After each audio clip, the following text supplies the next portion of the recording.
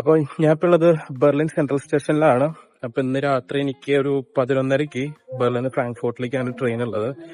അപ്പോൾ ഞാൻ ആ ട്രെയിനിന് വേണ്ടി വെയിറ്റ് ചെയ്യാണ്. അപ്പൊ ബെർലിൻ ബാനോഫ് ഒന്ന് എക്സ്പ്ലോർ ചെയ്യാമെന്ന് ഞാൻ വിചാരിച്ചു. അപ്പൊ ഇവിടെയുള്ള കുറച്ച് പരിപാടികൾ കാണിക്കും. ഇത് ഒരു വലിയ പരിപാടിയുള്ള വ്ലോഗ് ആയിരിക്കില്ല. കുറെ നാളുകളായി ക്യാമറയുടെ മുമ്പിൽ വന്ന് സംസാരിച്ചിട്ട് ക്യാമറയുടെ മുമ്പിൽ വന്ന് നിന്നിട്ട്. അപ്പോൾ ഞാൻ വിചാരിച്ചു കുറച്ച് നല്ല നല്ല പരിപാടികൾ ചെയ്യാൻ, ഇൻട്രസ്റ്റിംഗ് ആയിട്ടുള്ള കാര്യങ്ങൾ ചെയ്യാന്ന് വിചാരിച്ചുകൊണ്ടിരിക്കുകയാണ്. അപ്പോൾ ഓരോരോ പരിപാടികളായിട്ട് ഞാൻ കാണിച്ചു തരാം. പിന്നെ ഒരു ഹിസ്റ്ററി ഉണ്ട് ബെർലിൻ ബാനോഫിന്. അപ്പൊ അത് ഞാൻ പറഞ്ഞുതരാം. എനിക്ക് ഒരുപാട് സമയമുണ്ട്. ഇപ്പൊ ഏകദേശം സമയം ഒരു 10:30 ആയിട്ടുള്ളൂ. ഇനിയും കിടപ്പുണ്ട് ഒരു 1.5 മണിക്കൂർ.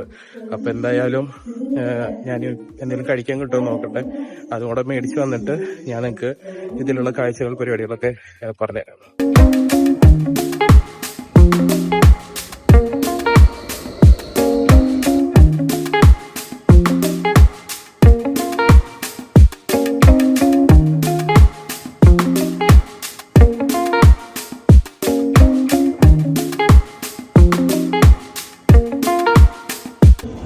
ഞാൻ ഇപ്പോൾ ഉള്ളത് ബെർലിൻ ബാനോഫിൻ്റെ ഒരു സെക്കൻഡ് ഫ്ലോറിലാണ്. ഇവിടെ വന്നപ്പോൾ ഞാനൊരു ഇൻട്രസ്റ്റിംഗ് ആയിട്ടുള്ള ഒരു പരിപാടി കണ്ടു.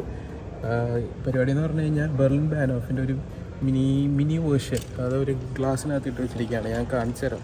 ഇതൊന്ന് റൗണ്ട് ചെയ്ത് കാണിക്കണം. അപ്പോൾ ഞാനത് കാണിച്ചു തരാം. ഇത് കറക്റ്റായിട്ട് അവരത് കറക്റ്റ് ഇങ്ങനെയാണ് അതിൻ്റെ ഒരു മാനുഫാക്ചർ എന്നുള്ളത് കാണിച്ചപ്പോൾ ഞാൻ കാണിച്ചു തരാം. കണ്ടോ, ഇതാണ് കറക്റ്റ് ഈ ബെർലിൻ ബാനോഫ് എങ്ങനെയാണെന്നുള്ളത് കറക്റ്റ് ഒരു കാണിച്ചിരിക്കുന്നത്. ഇതാണ് എൻട്രൻസ്. കണ്ടോ, ഇത് റോഡാണ്. ഇതിന് അണ്ടർഗ്രൗണ്ട് ട്രെയിൻ ഉണ്ട്. അതാണ് അവരിവിടെ പണിത് വെച്ചിരിക്കുന്നത്. താഴെ ഇതിൻ്റെ ഒരു ഏരിയ കണ്ടോ, ഇതാണ് പക്ക കിടക്കുന്നത്. കണ്ടോ, ഈ കിടക്കുന്ന ട്രെയിൻ കണ്ടോ, ഈ കിടക്കുന്ന ട്രെയിനാണ് അവിടെ കിടക്കുന്നത്. കണ്ടോ, ഇത് ഏകദേശം എനിക്ക് തോന്നുന്നത് ഒരു 20 പ്ലാറ്റ്ഫോം ഉണ്ട് ഇതിനകത്ത്. കണ്ടോ, ഇവിടെ പ്ലാറ്റ്ഫോമുകളാണ്. ഇത് 1, 2, 3, 4, 5, 6 എണ്ണം. പിന്നെ ഇങ്ങോട്ട് വരുമ്പോൾ ഇത് ഊബാൻ. പിന്നെ ഇങ്ങോട്ട് വരുമ്പോൾ വേറെ ഒരു ഏരിയ. കൊള്ളാം അല്ലേ കാണാനായിട്ട്? പരിപാടി നൈസായിട്ടുണ്ട്. ഇത് കണ്ടപ്പോൾ ഒരു ഇൻട്രസ്റ്റിംഗ് ആയിട്ട് തോന്നും.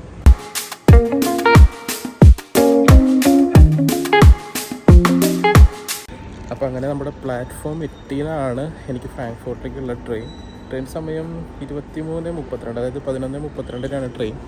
ആ കാണുന്ന സുൾച്ച് ബാനോഫ് അല്ലേ, ആ വണ്ടിക്കാണ് എനിക്ക് പോകേണ്ടത്. അപ്പോൾ ഇനിയിപ്പോൾ ഏകദേശം ഇനിയും ഒരുപാട് സമയമുണ്ട് ട്രെയിൻ വരാനായിട്ട്. അപ്പോൾ എവിടെയെങ്കിലും പോയിരുന്നിട്ട് ബെർലിൻ ബാനോഫിൻ്റെ ഹിസ്റ്ററി ഞാൻ പറഞ്ഞുതരാം. അത് കുറച്ച് ഇൻട്രസ്റ്റിംഗ് പരിപാടിയാണ്. അപ്പോൾ ഞാൻ പറഞ്ഞുതരാം എങ്ങനെയാണ് പരിപാടി കാര്യങ്ങളെ കുറിച്ച്. ഞാനിപ്പോൾ ഭയങ്കരമായിട്ട് സംസാരിക്കുന്നതിന് ബുദ്ധിമുട്ട് തോന്നും. ഫസ്റ്റ് വീഡിയോ ആണ്. കുറേ കാലമായിട്ട് ടച്ച് വിട്ടിട്ട് ഏകദേശം 2.5-3 വർഷത്തോളമായി യൂട്യൂബിലും സോഷ്യൽ മീഡിയയിലും ഒന്ന് വീഡിയോ ചെയ്തിട്ട് ആക്റ്റീവായിട്ട്. അപ്പോൾ പതുക്കെ ശരിയാക്കാം. എല്ലാവരും ക്ഷമിക്കണം. കുറവുകളുണ്ടെങ്കിൽ പറയണം കേട്ടോ. അപ്പോൾ ഞാൻ അതിൻ്റെ ഹിസ്റ്ററി കഥകൾ ഞാനൊന്ന് ഇരിക്കാനായിട്ടൊരു സ്ഥലം കണ്ടുപിടിക്കട്ടെ. എന്നിട്ട് ഞാൻ അവിടെ പോയിരുന്നിട്ട് ഞാൻ നിങ്ങൾക്ക് അതിൻ്റെ കഥ പറഞ്ഞുതരാം. ഞാനാണെങ്കിൽ ഇരിക്കാൻ സ്ഥലം നോക്കിയിട്ട് അവിടെ ബാക്കിൽ അറ്റത്ത് എൻ്റെ തൊട്ട് ഈ എൻ്റെ വരെ നടന്നു. ഇതുവരെ ഒരു സ്ഥലം കിട്ടിയില്ല ഇരിക്കാനായിട്ട്. അപ്പോൾ ഞാൻ വിചാരിച്ചു എന്നാൽ കുറച്ച് ഫ്രണ്ടിലോട്ട് മാറിയിട്ട് കഥ പറയാം. ബെർലിൻ ബാനോഫിൻ്റെ ഹിസ്റ്ററി പറയുകയാണെങ്കിൽ, അതായത് ഏകദേശം 1871 ഈ ബാനോഫ് ശരിക്കും പണി തീർന്നത്. അതിനുശേഷം നമ്മുടെ സെക്കൻഡ് വേൾഡ് വാർ ഉണ്ടായി. ഈ സെക്കൻഡ് വേൾഡ് വാറിൽ ഈ ബാനോഫ് മൊത്തത്തിൽ അടിച്ചിട്ട് തകർത്തവരെ നശിപ്പിച്ചു. അതിനുശേഷം എനിക്ക് തോന്നുന്നത് 1995 തോന്നുന്നു അവര് വീണ്ടും ഇത് റിനോവേറ്റ് ചെയ്ത് കൺസ്ട്രക്ഷൻ പ്ലാൻ ചെയ്തു. അത് കഴിഞ്ഞത് ഏകദേശം 2006 മെയ് 26 ഏകദേശം ഇത് മൊത്തത്തിൽ ഇതിന്റെ പണി തീർന്നത്.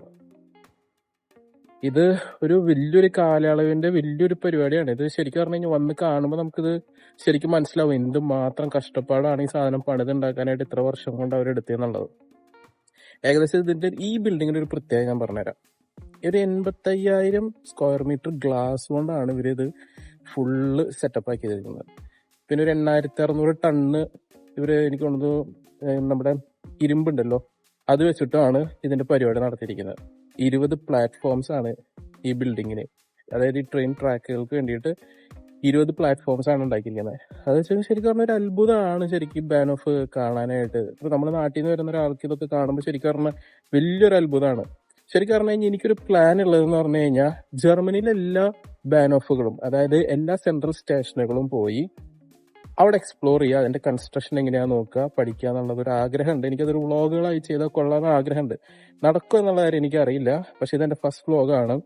ഇത് എത്രത്തോളം അടിപൊളിയായി വരും എന്ന് എനിക്കറിയില്ല. കാരണം ആദ്യത്തെ ഫസ്റ്റ് വ്ളോഗ് എന്ന് പറഞ്ഞിട്ട് ഞാൻ ചെയ്യുന്ന ഒരു കാര്യം ഇത് ആ ഒരു വൃത്തിയിൽ വരണം എന്ന ആഗ്രഹമുണ്ട്. പക്ഷെ ആദ്യമായിട്ട് ചെയ്യുമ്പോൾ അതിൻ്റെതായ കുറവുകൾ ഉണ്ടാവും എന്നുള്ള കാര്യം എനിക്ക് നന്നായിട്ട് അറിയാം. അപ്പോൾ മുന്നോട്ട് നന്നാവാൻ പറ്റും എന്നുള്ള പ്രതീക്ഷയിലാണ് ഞാൻ ഇരിക്കുന്നത്. അങ്ങനെയാണ് ബാനോഫിന്റെ ഹിസ്റ്ററി എന്ന് പറയുന്നത്. പിന്നെ എന്റെ കാര്യം പറയുകയാണെങ്കിൽ ഏകദേശം എനിക്ക് ഇനി സമയമുണ്ട്. ഈ സ്വിറ്റ്സർലാൻഡ് പോകുന്ന ട്രെയിനാണിത്. 6 മണിക്കൂറുണ്ട് ഇനി ഇവിടുന്ന് ഫ്രാങ്ക്ഫർട്ട് എത്താനായിട്ട്. ഉറങ്ങിപ്പോയി കഴിഞ്ഞാൽ സ്വിറ്റ്സർലാൻഡ് എത്തും. അപ്പോൾ ഉറങ്ങാൻ പറ്റില്ല. അപ്പൊ ഇങ്ങനെ കഥകളും വർത്താനങ്ങളും പറഞ്ഞ് നമുക്ക് അങ്ങോട്ട് പോവാം. നമ്മുടെ ട്രെയിൻ വരുന്നുണ്ട്. ഫുള്ളാണ്, ഇരിക്കാൻ സ്ഥലം കിട്ടുമെന്ന് അറിയില്ല. നോക്കാം.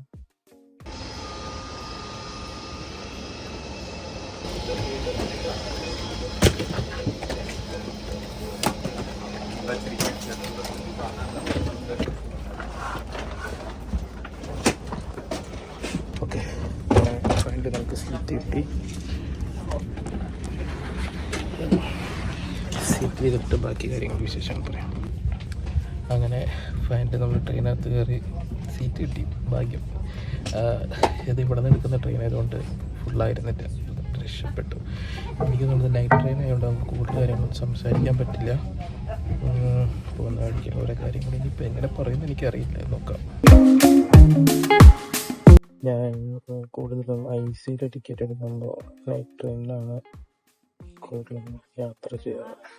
കാരണം ഭയങ്കര ചീപ്പാണ്. പിന്നെ രാത്രിയാകുമ്പോൾ ഉറങ്ങിയ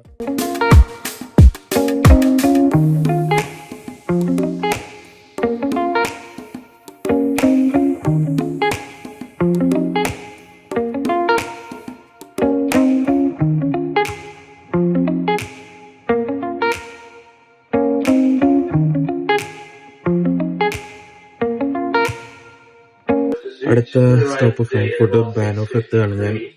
ഇനിയിപ്പോൾ അവിടെ എത്തിയിട്ട് അവിടെ ബസ് പിടിക്കണം. എന്നിട്ടാണ് വീട്ടിൽ പോകാനായിട്ട്. രാത്രി സംസാരിക്കണമെന്നുണ്ടായിരുന്നു, പക്ഷെ പറ്റിയില്ല. പക്ഷെ ഒരു കിടിലുറക്കായിപ്പോയി. ഞാൻ കറക്റ്റ് സമയത്ത് എഴുന്നേറ്റുകൊണ്ട് സ്റ്റോപ്പൊന്നും മിസ്സാവാതെ എഴുന്നേക്കാൻ പറ്റി. ഇനിയിപ്പോൾ അവിടെ എത്തിയിട്ട് ബാക്കി പരിപാടികൾ പറയാം. അപ്പൊ നമ്മൾ വന്ന ട്രെയിൻ ഇതാണ്. അപ്പൊ നമ്മൾ വന്ന ട്രെയിനോട് ടാറ്റ. ഇപ്പോ സമയം 7:30. നമ്മള് ഇന്നലെ വൈകുന്നേരം ഒരു 11:30 പുറത്തുനിന്ന് കയറിയതാ. ട്രെയിൻ ലേറ്റ് ആയിരുന്നു. ഇനിയിപ്പോ ഇതെല്ലാം കഴിഞ്ഞ് ഞാനൊരു 8 മണി വീട്ടിലെത്തും. അപ്പോൾ വേറെ പ്രത്യേകിച്ച് വിശേഷമൊന്നുമില്ല. ബസ്സിലിരുന്ന് ഒന്നും കാര്യമായിട്ട് സംസാരിക്കാൻ പറ്റിയില്ല. കാരണം സൗണ്ടിന്റെ പ്രശ്നം ഉണ്ടായിരുന്നു. അതുകൊണ്ട് എനിക്ക് സംസാരിച്ച് കംപ്ലീറ്റ് ചെയ്യാൻ പറ്റിയില്ല. അപ്പോൾ എന്തായാലും ഞാൻ വീടെത്തി. ഇനി പോയി കിടന്നുറങ്ങട്ടെ. അപ്പോൾ എല്ലാവരും ഹാപ്പി ആയിട്ടിരിക്കുക, സന്തോഷമായിരിക്കുക. ഇനി അങ്ങോട്ട് കിടലും വീഡിയോസ് എനിക്ക് ചെയ്യാൻ പറ്റുമെന്ന് ഞാൻ പ്രതീക്ഷിക്കുന്നു. ഇതിനൊരു കൺസിസ്റ്റൻസിയിൽ ചെയ്യാൻ പറ്റുമെന്ന് വിചാരിക്കുന്നു. അപ്പോൾ എല്ലാവരും ഹാപ്പി ആയിട്ടിരിക്കുക, സന്തോഷമായിരിക്കുക. അടുത്ത വീഡിയോയിൽ കാണാം. എല്ലാവർക്കും ബൈ.